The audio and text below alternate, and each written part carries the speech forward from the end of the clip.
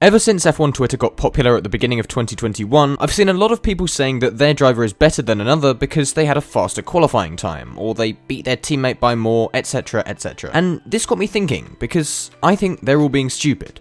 But then again, they are members of F1 Twitter, so that's part of the course. But you see, the assumed knowledge is that if you beat your teammate, then you're faster than them, because they essentially have the same car as you, so you must be faster. However, unless we've got a scenario like George Russell beating Robert Kubica in 2019, there's always going to be an asterisk over this. That's because while they drive for the same team, you can't argue that two drivers have the same car, because they don't. And not just in the fact that a car can't be in two places at once, but also because no car is ever going to be exactly equal. Are you still with me?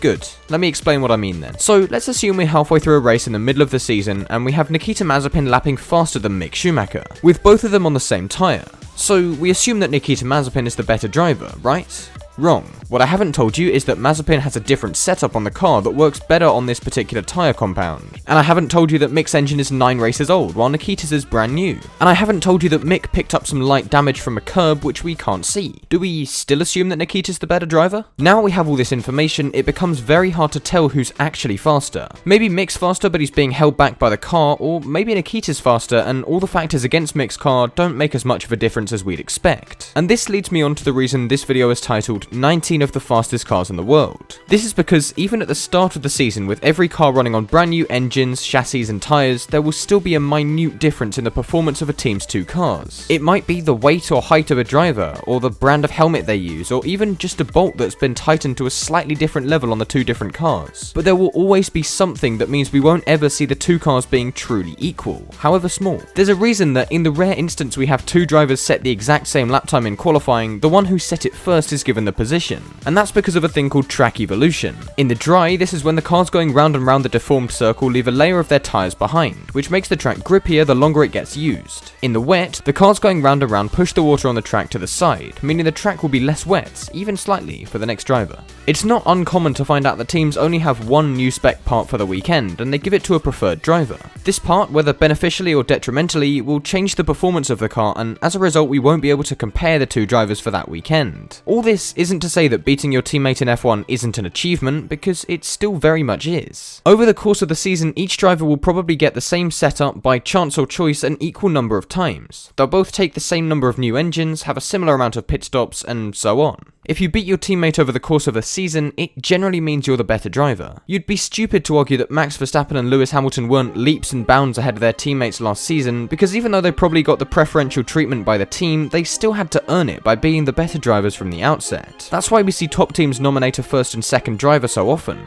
It means they can approach the season with the drivers knowing who will be expected to be faster, and with the top driver expecting to have the faster car if there is one. Ultimately in F1, the only true comparison you can make is to yourself. You can make educated guesses, such as that Hamilton is better than Bottas, but you can never actually know. As well as this, the idea of there being a single slowest car in F1 is not separate from who the recognised slowest team is. You couldn't possibly argue that it was just Nikita Mazepin's car that was slow last season, as the differences I've listed as possibilities are not going to be the difference between 1st and 20th. Hell, they aren't even likely to be the difference between 18th and 20th. Trying to set pole in a 2021 Haas is like trying to cut a tree down with a knife and fork. However, we saw last season that there were tracks that favoured the Red Bull better than the Mercedes, and vice versa. This is not something that would change the performance between the two teammates, but in terms of the argument that's been raging on over which the better car was this season, it means there's no definitive way to tell. There's no track on the calendar that has the right balance of every type of corner to prove which is the better overall car. Monaco was very obviously a better track for Red Bull, and Spain was very clearly a Mercedes one. But going back to Monaco for a second, do you remember how Lando Norris finished on the podium while Ricciardo was out of the points? Or how Lewis Hamilton was 7th while Bottas arguably would have finished 2nd?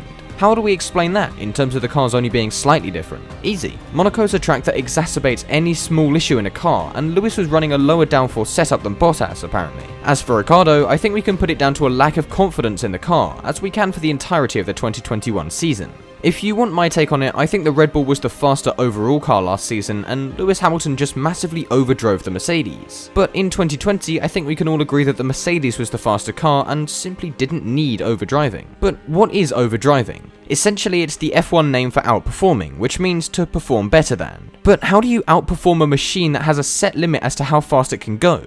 you can't. Outperforming a car is simply not a thing. What we actually mean is that the driver got every bit of performance from said car, as both Hamilton and Verstappen did last season. You can overdrive your teammate if they're underperforming relative to the limits of the car, but it's not possible for any human intervention to break the physical limits of a car. So shut up, F1 Twitter users. Anyway, I've got sidetracked. Another thing to think about when it comes to a car's performance is the track. Not just in terms of how a different type of track means a car's overall package will perform, but also in terms of individual drivers. Sure, F1 drivers are considered to be the best drivers in the world, but we'd be stupid to assume that they're equally good in every track. For instance, Lewis Hamilton has loads of British GP wins, and we consider it to be one of his stronger tracks, while he doesn't have many Australian GP wins. See?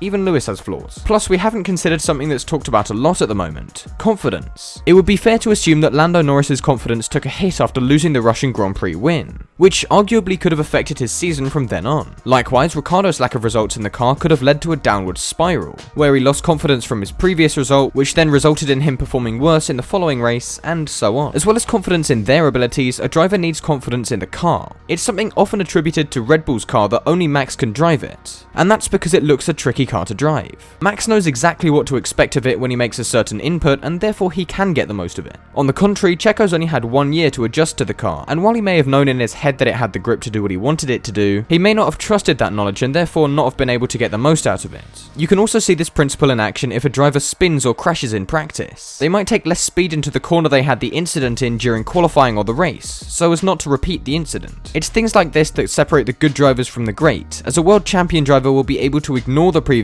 mistake and continue to get the most out of the car. This brings me on to F1 esports. In esports, there's no fear of injury or damage to the car, so you see its drivers doing ridiculous things. As well as this, because it's a video game, the cars will always act predictably. There's no threat of a sudden loss of grip due to an aerodynamic stall, it's just point and shoot. Now, in no way am I trying to shit on esports drivers here. Just because the cars don't react in the same way, it doesn't mean that you have to be any worse at driving to do it. In a way, because the cars are all equal, it places a stronger weight on winning. Anyway, I've gone off topic again. Another argument I've seen be made is if a driver beats another in a feeder series, then they must automatically be better. But that's not true either. Why else would Prema be recognised as the best F2 and F3 team, except for them being the best at setting up and maintaining the cars? And then if we take the case of Arjun Maini, in the 2018 season he was running like 60% of the power from the engine that he should have been, which, although an extreme example, shows that just because the cars are made by the same people, it doesn't mean they're going to be the same all the time. But anyway, I've been waffling for plenty long enough now, so let me cut a long story short. Basically, any comparison made between two drivers who aren't actually driving the exact same car at the exact same time is stupid. We can draw fairly rounded conclusions as to who's a better driver, but we can't base it off any one result, because we don't know if it's anomalous or not.